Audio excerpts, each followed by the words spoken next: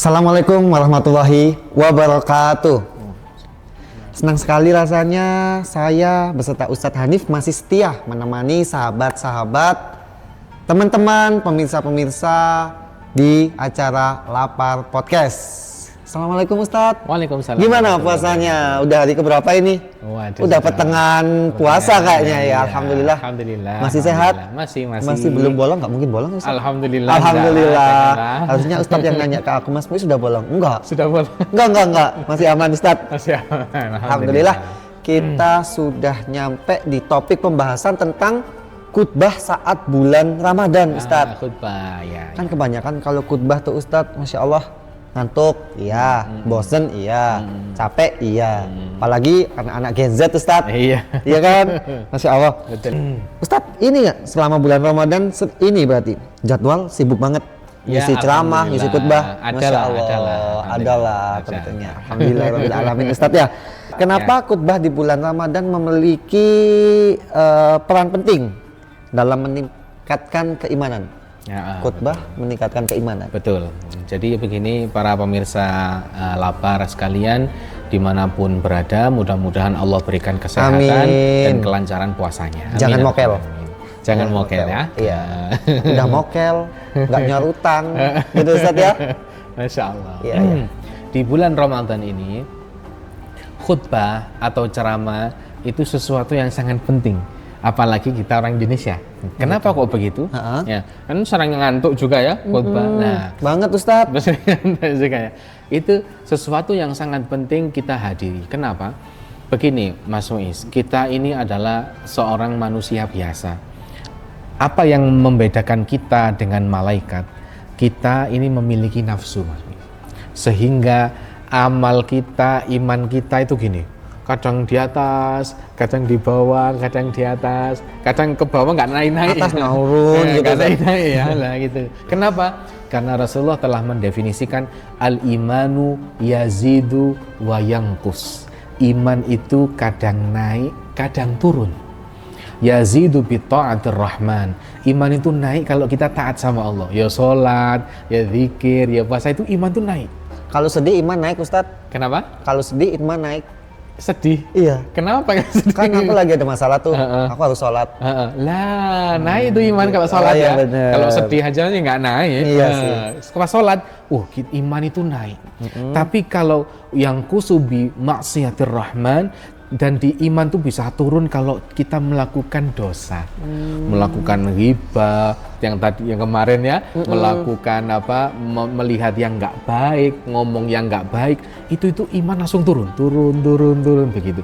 Makanya ibadah nggak maksimal, ya, karena imannya turun. Ya, begitu demikian juga sahabat Hanzalah dulu pernah mengajukan pertanyaan yang sama. Wahai Rasulullah, imanku naik dan turun. Gimana ya Rasulullah? Maka kata Rasul mengatakan, hei Hanzalah, kalau imanmu itu naik terus. Misalkan ya ada manusia, imannya tuh naik terus, nggak pernah turun. Ya, kan nggak mungkin. Maka kata Rasulullah, kamu akan disalami oleh malaikat di jalan-jalan, di kasur-kasur, di rumah-rumahmu. Dan malaikat akan heran, kok bisa ada manusia imannya naik terus, ngejak salaman, malaikat sampai heran begitu. Tapi kita manusia biasa. Kita itu kadang berbuat baik, kadang semangatnya turun, akhirnya berbuat dosa, dan itu manusiawi. Maka di bulan Ramadan ini penting kita memperkuat iman dengan cara hadir ceramah, hadir khutbah, begitu.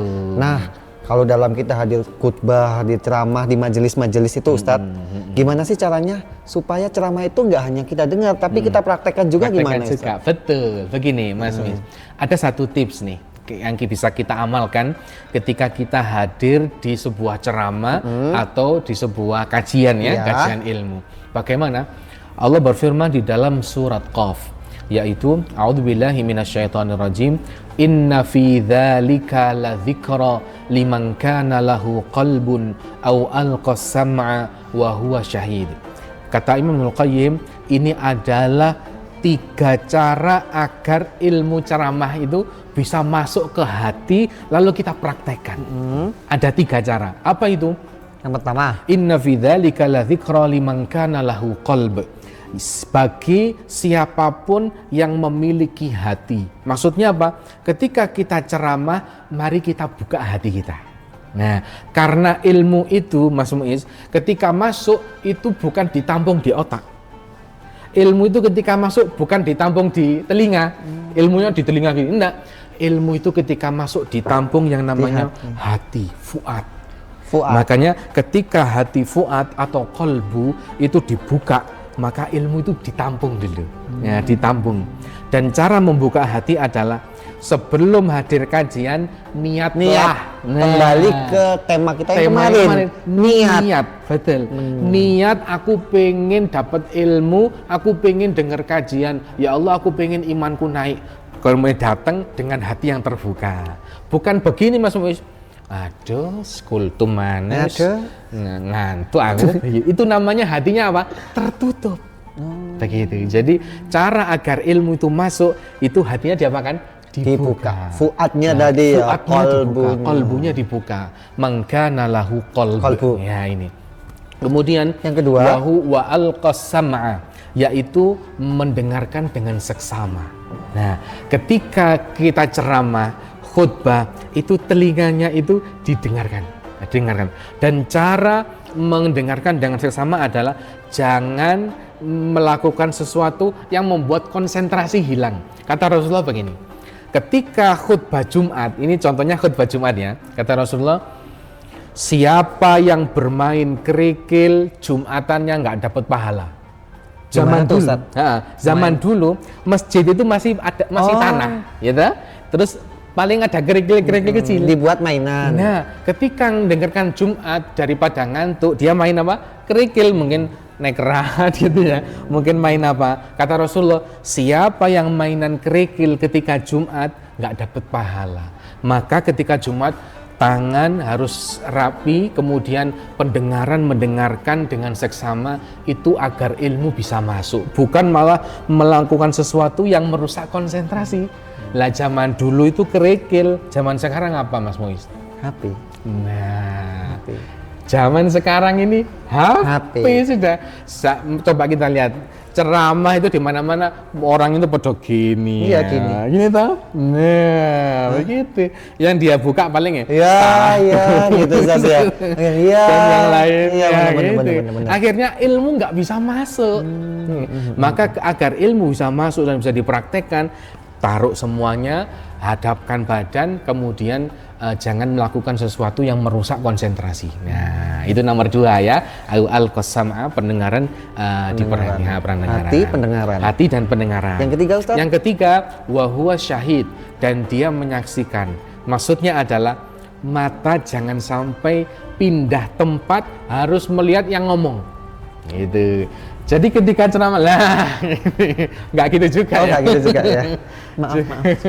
Jadi ketika ceramah jangan lihat kemana-mana. Ada orang ceramah lihat ke sana, lihat ke sini, ya nggak konsentrasi. Lihat ke sana, lihat itu yang kepada ngomong. Oh begitu. Coba kita contoh para sahabat. Kata Abu Hurairah, semenjak Rasulullah naik mimbar, pandanganku tidak pernah lepas dari beliau. Jadi para sahabat itu kalau ada Rasulullah langsung gini semua sudah, gini semua, lihat semua. Begitu. Itu untuk membantu konsentrasi dalam menerima ilmu. Begitu. Tapi kan kebanyakan gini Ustadz, pandangan kita udah lurus tuh kepada yang penceramahnya. Lama-lama gini. Nah itu kenapa? Kok tiba-tiba kita ngantuk dan sulit fokus itu gimana Ustadz? Nah itu masalahnya. Nah, kita itu di Indonesia itu begitu ya. Iya. Kalau nggak ngantuk ya nggak fokus. Iya betul. Sebelum Jumatan misalkan ya, seger ya. Pas Jumatan keluar dah itu orkestranya. Bener. Karena orkestra itu ya. Itu bagaimana? Begini, Mas Muiz. Setan, iblis itu tidak akan pernah membiarkan orang mendapatkan ilmu. Maka ketika orang mendengarkan khutbah atau ceramah, pasti digoda setan. Dia akan meniupkan sesuatu yang ngantuk begini. Maka Mas Muiz, Rasulullah punya 3 tips bagaimana cara biar nggak ngantuk ketika kajian. 3 ya? Apa aja, 3 ingat ya? 3. Yang pertama, pindah posisi. Pindah posisi. Maksudnya gimana sih? Gimana itu Ustaz? Nah, ketika kita dengar kajian nih, terus kita tiba-tiba gini, ngantuk. Maka pindah posisi itu maksudnya pulang? Pulang enggak dengar kajian. Enggak ya. Pindah posisi itu cari tempat duduk yang lain.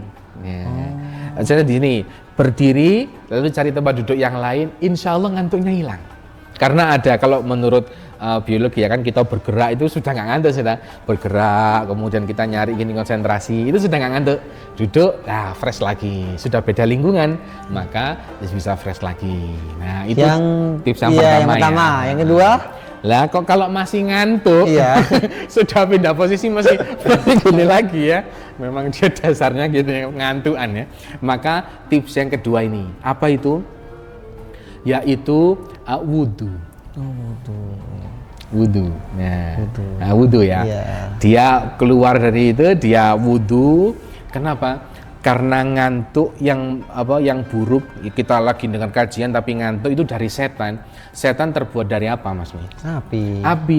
Dan api kala-kalanya sama apa? Air. Benar. Kita wudhu seger. Iya, benar Ustaz. Betul ya? Nah, ketika kita berwudhu seger, makanya Rasulullah itu menasehati orang yang sedang marah itu berwudhulah.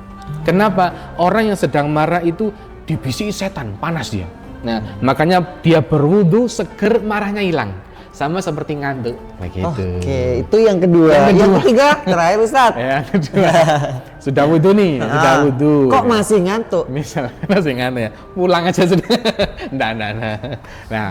Yang ketiga, yang ketiga, ya ini sederhana ya, yaitu jangan duduk dengan gaya yang bikin ngantuk. Ya, duduk dengan gaya bikin ngantuk. Contohnya nih, duduk yang dengan gaya bikin ngantuk itu duduk memeluk lutut. Oh gini Ustaz ya. Nah ini lama-lama gini. Nah lama-lama tidur ya. Nah duduk yang tegak atau duduk yang bikin ngantuk itu senden. Nah, bersandar, sandar. Jadi lama-lama ya hilang ya ke Surabaya dia. Nah gini. Yang Gresik.